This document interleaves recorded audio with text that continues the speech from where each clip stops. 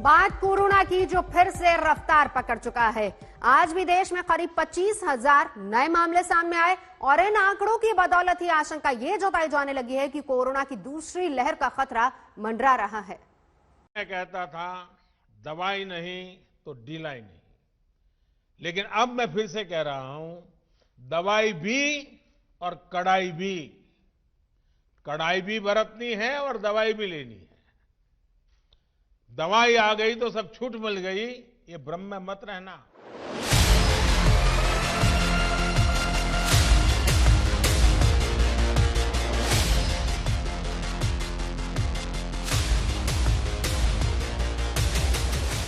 दवाई क्या आई, जनता तो सब भूल गई। पीएम मोदी की नसीहत भी और कोरोना का डर भी, जिसका नतीजा देश के सामने है। शनिवार को इस साल के सबसे ज्यादा नए केस सामने आए हैं, यानी देश में कोरोना महामारी दोबारा अनलॉक हो रही है और महाराष्ट्र में एक बार फिर से लॉकडाउन की वापसी। लगातार दूसरे दिन कल भी महाराष्ट्र में कोरोना केस 15,000 से ज्यादा आए। अकेले मुंबई में 24 घंटे में 1,708 नए केस सामने आए, जबकि 5 लोगों की मौत हो गई। पुणे तो 24,025 केस के साथ राज्य में नंबर 1 संक्रमित शहर हो गया। ऐसे ही हालात को देखते हुए पुणे में रात 11 बजे से सुबह 6 बजे तक नाइट कर्फ्यू लगाने का ऐलान किया गया है। साथ ही 31 मार्च तक स्कूल और कॉलेज भी बंद कर दिए गए हैं। नागपुर में 15 से 21 मार्च के बीच संपूर्ण लॉकडाउन का ऐलान किया गया है।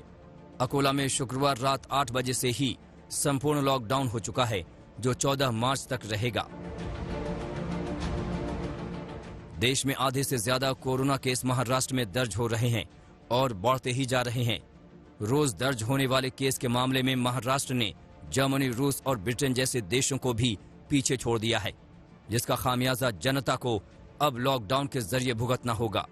क्योंकि अगर केस ऐसे ही बढ़ते रहे तो लॉकडाउन लागू होने वाले शहर और जिले भी बढ़ते रहेंगे, बल्कि बढ़ते जा रहे हैं।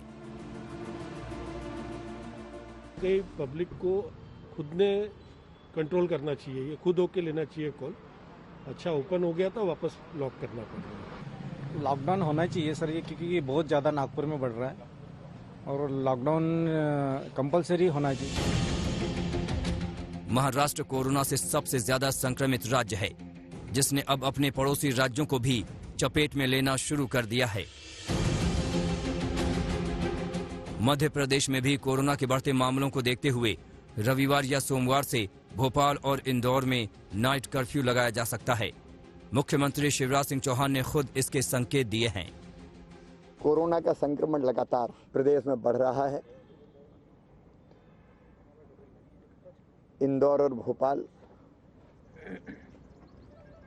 हमारी चिंता का विषय है। जनता को शायद ये लग रहा है कि अब ज़्यादा फिक्र करने की जरूरत नहीं है, लेकिन ये बेफिक्री हमारे लिए खतरनाक हो सकती है। पंजाब में कोरोना केस बढ़ते देख सोमवार से एक बार फिर स्कूल बंद कर दिए गए हैं। लुधियाना, पटियाला, मोहाली समेत 8 जिलों में नाइट कर्फ्यू लगा दिया गया है। वहीं राजधानी दिल्ली में भी कोरोना के केस बढ़ने लगे हैं। लगातार तीसरे दिन कल राजधानी में 400 से ज्यादा केस मिले। शनिवार को 419 केस आने के बाद दिल्ली में सक्रिय मरीजों की संख्या 2,207 हो गई है। ये 19 जनवरी के बाद सबसे ज्यादा एक्टिव केस हैं। मैं स्थिति पे नजर रखे हुए हूँ, अभी कोई घबराने की बात नहीं है। डेथ्स अभी भी कंट्रोल में है। मैं बस यही निवेदन करूंगा, अपील करूंगा सभी लोगों से कि जो लोग एलिजिबल हैं वो जल्दी जल्दी जाके वैक्सीनेशन लगवाएं, बिकॉज अब इसका समाधान तो वैक्सीनेशन ही है। कड़ाई की जरूरत है, कुछ कदम अगर जरूरत पड़ेगी हम जरूर। कोरोना के कमबैक को देखते हुए राज्य सरकारों के माथे पर चिंता की लकीरें खिंच गई हैं, लेकिन सड़कों और मार्केट्स में जाने पर लगता नहीं है कि किसी को अब कोरोना की फिक्र रही है। लोग अगर कोरोना को ऐसे ही हल्के में लेते रहे तो जो आज महाराष्ट्र में हो रहा है वो उनके राज्य, जिला या शहर में भी जल्द हो सकता है। दिल्ली से पंकज जैन और पुणे से पंकज खेलकर के साथ पंकज उपाध्याय, मुंबई आज तक। देश में कोरोना के मामले लगातार बढ़ते जा रहे हैं, वो भी ऐसे समय में जिस वक्त कोरोना का वैक्सीनेशन अभियान चल रहा है और कई लोगों को इसका डोज भी दिया जा चुका है। इसी को लेकर हालात क्या हैं और आगे क्या कुछ हो सकता है, हमने बात की एम्स के निदेशक डायरेक्टर डॉक्टर रणदीप गुलेरिया से। डॉक्टर गुलेरिया, हम तो सोच रहे थे कि कोरोना खत्म हो गया, वैक्सीन आ गई, केसेस कम हो गए, क्या हुआ सर, ये फिर से कैसे बढ़ रहा है? तो आपकी बात सही है कि केसेस एकदम कम हो गए थे, लेकिन कोविड गया नहीं था, वायरस हमारे बीच में ही था और कई लोगों ने ये सोचना शुरू कर दिया कि कोरोना खत्म हो गया है, अब हमें मास्क लगाने की जरूरत नहीं है, फिजिकल डिस्टेंसिंग की जरूरत नहीं है, हाथ धोने की जरूरत नहीं है जी। और वायरस इसी का इंतजार कर रहा था और इसीलिए अगर हम देखें कई जगह पे लोग इकट्ठे होने शुरू हो गए, क्राउड्स होने लगे जहां पे लोगों ने मास्क नहीं लगाया था, कई पार्टीज ऐसे होने लगी।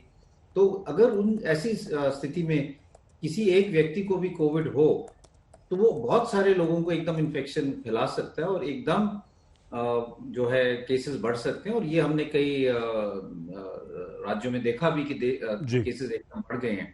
हमें ये समझना चाहिए कि वैक्सीन हमारे पास एक हथियार है जो इफेक्टिव रहेगा, लेकिन वो तभी इफेक्टिव होगा जब ज्यादा से ज्यादा लोग वैक्सीनेट हो जाएंगे। अभी हम उस स्थिति पे नहीं पहुंचे हैं, इसलिए जब तक हमारे वैक्सीनेशन नंबर जो हैं ज्यादा नहीं होते तब तो कोविड अप्रोप्रिएट बिहेवियर बहुत जरूरी है और जो टेस्टिंग, ट्रैकिंग, आइसोलेशन की पहले हमारी पॉलिसी थी 6 महीने पहले, वो अभी भी बहुत जरूरी है।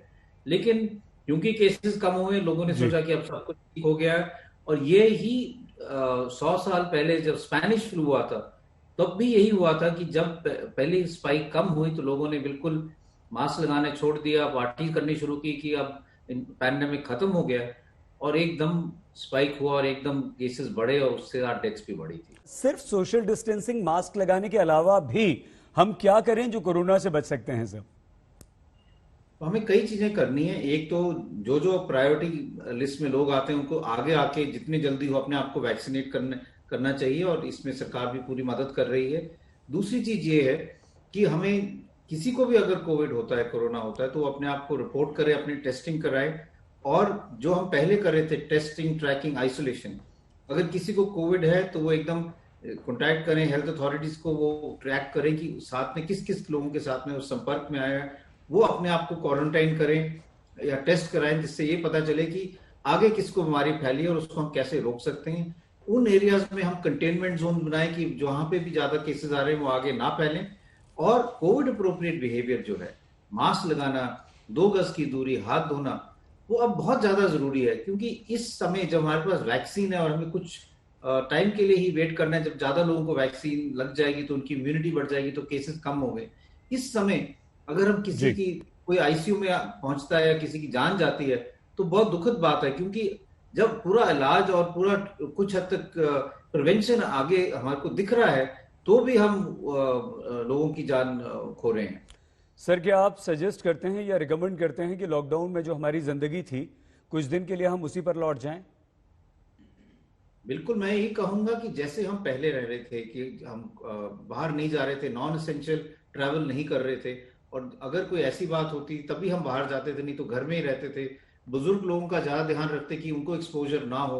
ये सारी चीजें जो हम 4-6 महीने पहले कर रहे थे अभी हमें करना बहुत जरूरी है क्योंकि अभी कोविड गया नहीं है और पैंडेमिक जो है वो तो मौका ढूंढ रहा है, वायरस एक मौका ढूंढ रहा है कि हम कैसे आगे फैले अपने सर्वाइवल के लिए।